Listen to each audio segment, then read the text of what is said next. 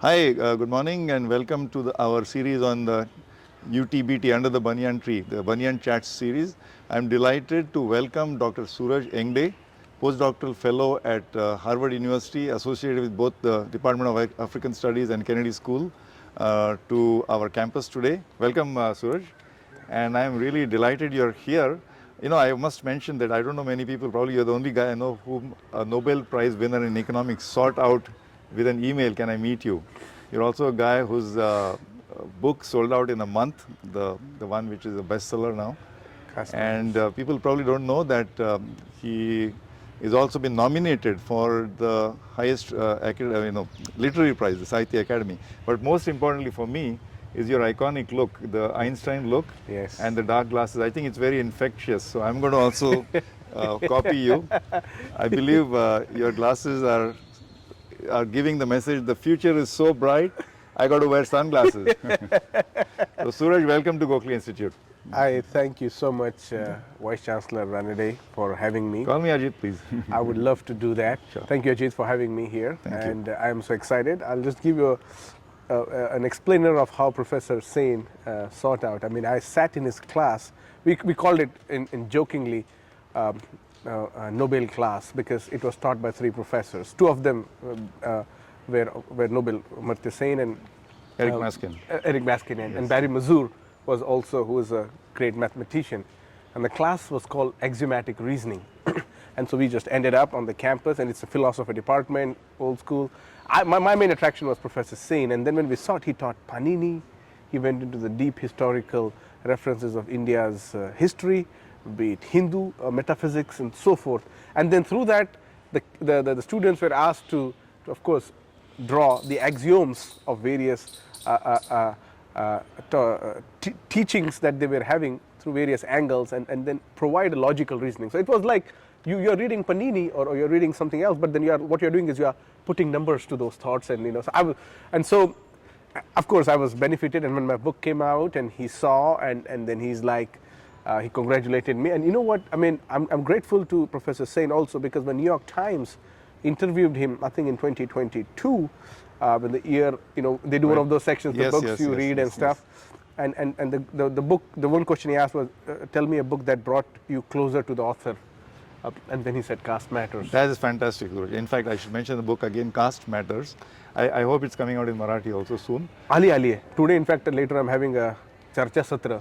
Marathi Madhe. Of course. So, Suraj, your journey has been very fascinating.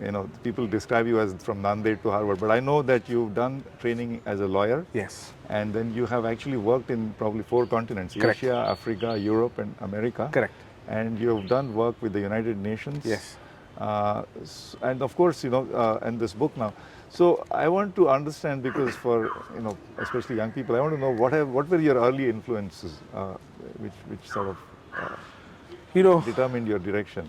In fact, these were very kind of regularized. It didn't had like this glamorous kind of upbringing. I mean, this was never meant to be the story that was made. It's all still we're coming to terms with. For me, the early influences, of course, were within your relatives. Yes. And as you can see how I kind of expand, I did not realize how influential my father was until I was away from him, and then until he passed away. Because and he remains this kind of cardinal, because he would give me books like read on Thomas Paine, Rights of Man. Oh, so book lover. Century. He was mad book lover. He was a great literary, and he was just 9th educated, but any new book, for example, I remember him reading Bhalchandra Nemade's Khosla, and he kept laughing in the night, and we would be like, what's happening to this man? Because Nemade writes in that fashion.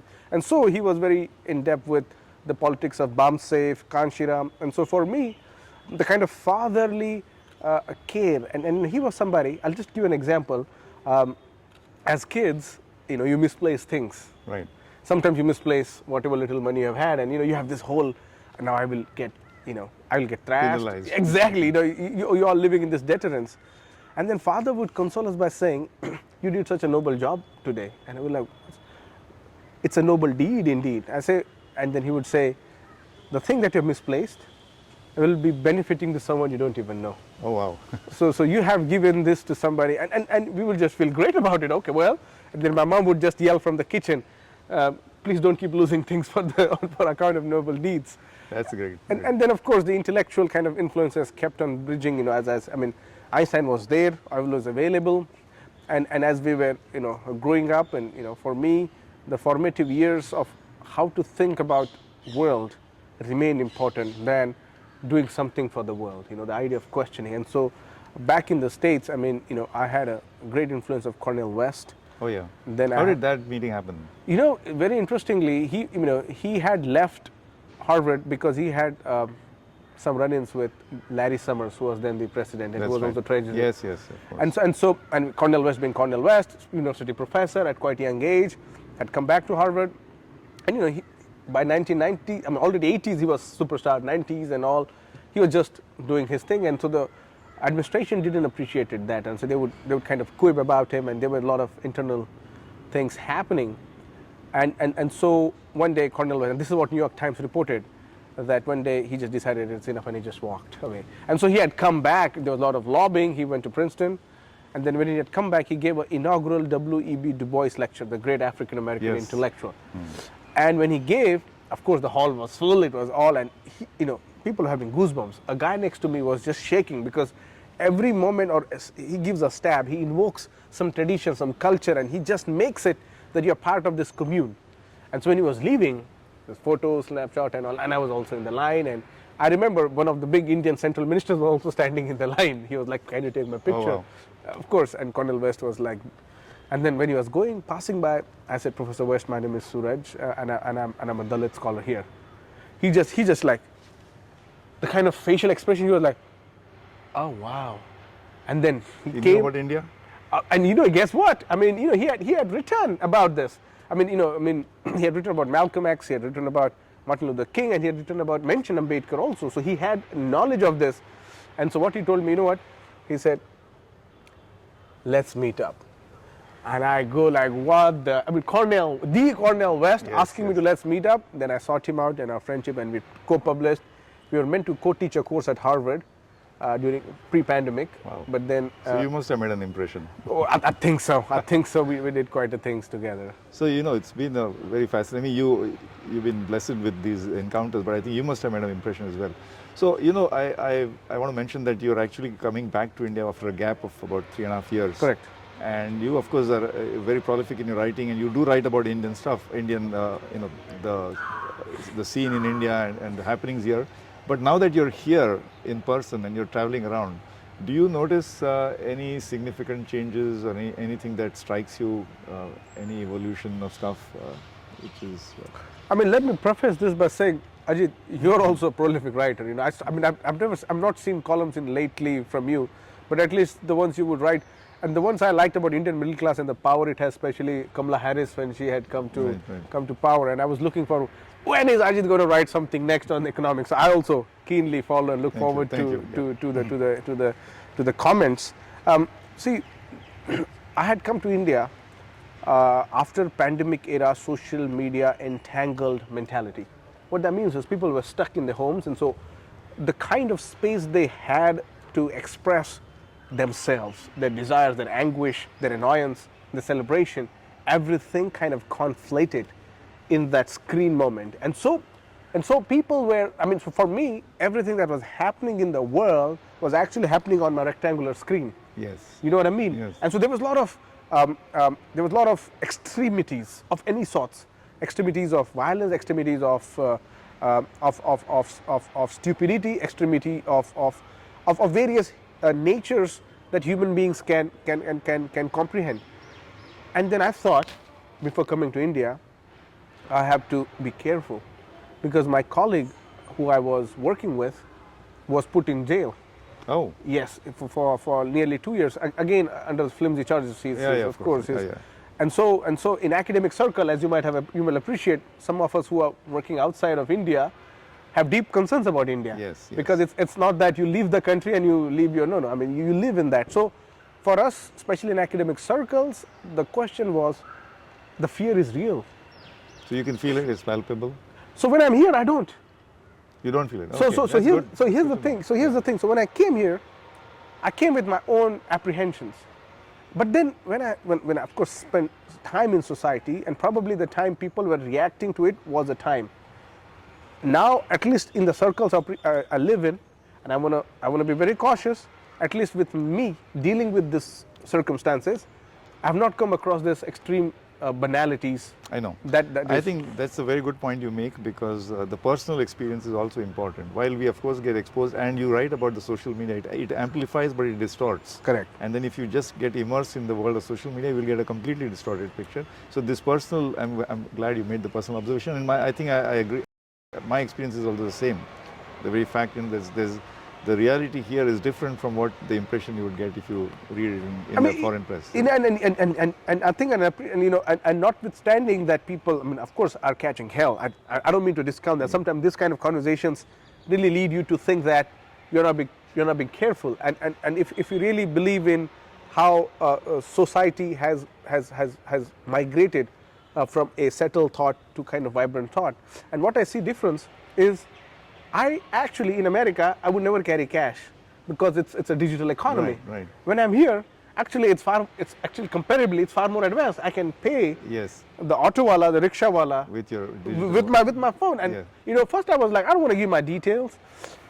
I did not know. But now all I do, my transactions is on the phone, and so I see those images, but also you can buy one banana with the app. Yes. See, and with that kind of appreciable advances, also come certain things, Ajit, that are also painful, where the continuous atrocities and continuous oppression that commit upon the minorities and the people who are vulnerable are also visible. You Yes. open newspaper, we just had Darshan Solanki, a young bright IIT student, Yes, who had to forcibly commit suicide, and it's an institutional failure. If somebody in the family goes away, family has to take responsibility. So I want to ask you a question related to that. That the discourse has always been, in my mind, and it's my impression, I may be wrong, is always asymmetric. There's sort of a sniff of a Correct. smell of patron-client conversations. We need, I think, much more symmetric or equal Yeah. discourse. Yeah. I mean, you mentioned in your talk yesterday how the blacks, I mean, the African Americans or the whites, the North American, the typical white people, those conversations are not necessarily only asymmetric. Correct. But here, the conversations are still not as evolved. I don't know how to put it, but Yeah. I feel there is an asymmetry. Do you also feel this asymmetry? As if it's a one-sided conversation, it's like a patron relationship. Given that 80% of our people are actually, if you just, not just Dalits, but just if we expand, it's more than 50-60% people, then why should the conversation not be more two-sided? Correct. More, there should be more positive role models on Correct. both sides. So do you see that happening or at some day in India? I mean, just look up to your institution's name, servants, and the idea of serving the nation or serving somebody. I think to democratize and bring a certain form of egalitarian thought in public mind, we need to think how such manifestations of unequal relationships are equalized. And one of the things is, people in the position of patronizing need to recognize that in their patronizing, are they also somehow reaping their own guilt privileges, the kind of privilege of guilt, but also are they also trying to correct something that has not gone wrong? And for that, practically speaking, we ought to bring people amidst us, all of us. So people, they're from the marginalized communities, they ought to be all our colleagues. Correct. We have to bring them. So what happens is, if Ajit and I are speaking on a level, because then there is a certain sum of mutual respect. Ajit knows me more, I know more about Ajit. And then this kind of relations, of course, it might not always be complementary, but that's everywhere else.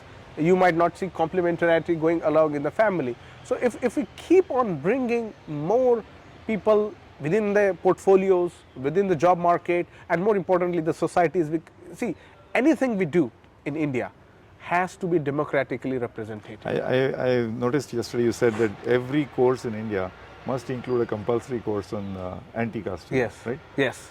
And that's a great, whether it's liberal arts, sciences, technology, engineering, medicine, that should be a compulsory at a very basic level. I think, and if few of us get together, we can really come up with a course, and it will just be an incredible kind of introduction, and the young vulnerable kids were probably not exposed to the world get into the wrong hands. And so what we really need to do in a broader sense is that what the founding fathers of this nation have always thought about. Absolutely, absolutely. Their faith in a new country was not just to repeat the bygone narratives, but with certain kind of loopholes, people keep on harking on certain historical anecdotes and thinking this is how the ideal society should look like. No, that's not how it. I mean, especially speaking from Maharashtra, we have a rich tradition from Gokhale, Ranade, Agarkar, Ambedkar, Phule, I mean, Shahu, and so forth, the kind of progressivism that we have had, and somehow we are unable to provide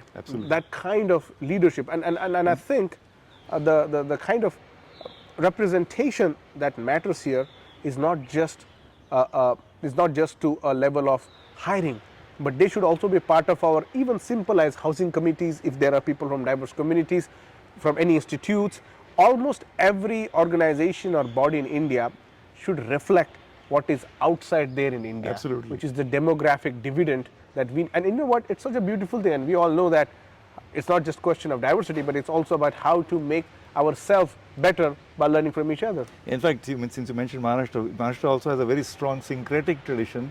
Santa Mangmeja hai. Of course. Our saints are from the entire part, the whole spectrum of society. Yes. They are from the untouchables, they are from the, so this goes back 1,000 years. Absolutely. We are also sitting at a place, you mentioned Servants of India Society, which is the founder of Gokhale Institute, but this very tree, we've seen the speeches of Dr. Ambedkar himself. And, so this is the tradition we must remember. But I know there's lots we can talk about, but I do want, before we wrap up, I do want you to tell us what I know it sounds grand to say it, but what is your message for young people? You're young yourself, but, you're such an icon, so. I can probably talk to my contemporaries and younger brothers and sisters. I think, the youth should realize that character and conduct is far more virtuous than anything that you can achieve or cultivate in the youth, in the age that you are at. And that comes with relying on the moralities that are out there. The idea of what we call a deliberate interpretation of anything that comes across to you. So let the youth have critical assessment of whatever they're exposed to. Read, comprehend, debate. Let your conversation be a moment of creating fountains of multiple ideas. Let it not just be a tap water falling into one bucket, but let it grow and sprinkle around to all other around you. And that's the enigmatic character. But also, the examination and the studies and all are part of your life, and they should be part of your life. But let that not reflect what you are. What you do in your life is what you should do. But also, the additional responsibility that you are carrying, if you give an exam and you get a result, let that result not be representative of your character. Yes. You are a different person. So many examinations you will keep giving in life. Be steadfast. Of course, we want you all to succeed, but wherever you go, always remember that your purpose is to contribute to a long change. And change cannot happen in one time, but you are just adding a brick to the pyramid that we are kind of making, and hopefully that will make you happy in whatever you do. Absolutely, absolutely. Great. So we are really delighted and privileged to host Dr. Suraj here today. We could have talked for hours, but we have another session to go to. So wonderful. Thank you very much. And again, great. The optimistic outlook on life. This wonderful to have you under this under the Banyan Tree chat. So hope to see you again and come for longer. Thank you. Thank you. Dr. Suraj. Thank you. Thank you.